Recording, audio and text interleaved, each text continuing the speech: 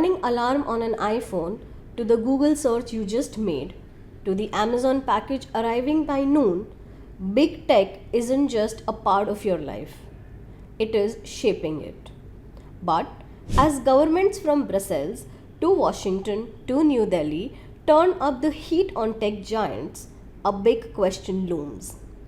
Are these companies too powerful to regulate? Or is this the moment we need to review digital sovereignty? In March 2024, the European Union's Digital Markets Act officially went live.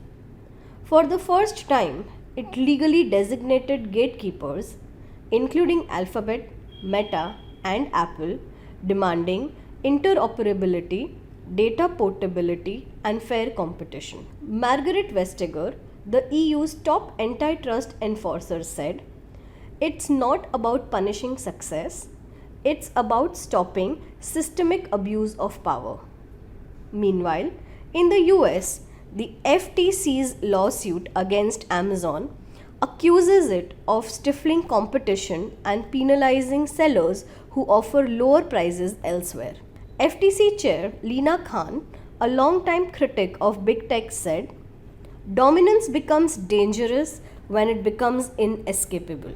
India is treating the issue differently, not just as antitrust battle, but as a fight for digital sovereignty. Here, it's not just about fair pricing or data abuse, it's about control of national infrastructure. Think about it. India's digital backbone, from search to ads to cloud services, is heavily reliant on a handful of foreign platforms. The Competition Commission of India, CCI, has already fined Google over 2,274 crores for anti-competitive practices on Android and Play Store. But regulators are thinking bigger. India's proposed digital competition bill, modeled on global best practices, aims to preempt abuse before it actually happens. Nandan Nilekani, architect of Aadhaar and UPI, argues, "We have built public digital infrastructure, like UPI, that shows we don't need to be dependent on big tech to innovate." Big tech's power is not just economic, it is infrastructural. These companies control over 90% of online ad revenue, Google and Meta. They power over 70% of smartphones globally, Android plus iOS. They handle over 50% of global cloud computing, Amazon AWS, Microsoft Azure, Google Cloud. And that gives them an unprecedented level of surveillance.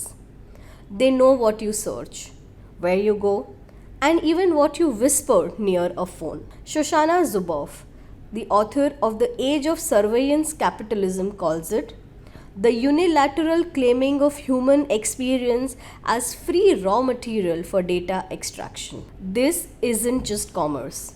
It's governance without consent. While democracies are playing catch up, China acted early. It decided not to protect competition, but to maintain strong state control. Tech CEOs like Jack Ma vanished from public view, and entire IPOs were halted. The result? A clamp down on innovation, but also a clear signal. Data is power, and the state will wield it. India, the US, and EU must now strike a delicate balance.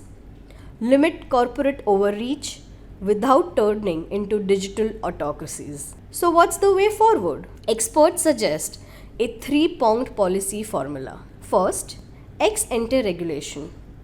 Don't wait for abuse. Prevent it by setting rules for dominant players before markets tip. Second, data portability and interoperability. Let users, not platforms, control data. Third, digital public infrastructure. Invest in systems like ONDC, UPI, and DigiLocker to give alternatives to big tech ecosystems. Rohan Dharmakumar, founder of the CAN, says, "True competition doesn't come from breaking up big tech, It comes from building better alternatives. This is more than an antitrust story. It's about whether democracies can still govern in the digital age, or whether tech empires have become so big that they are writing the laws themselves. Regulate or be ruled. The clock is ticking.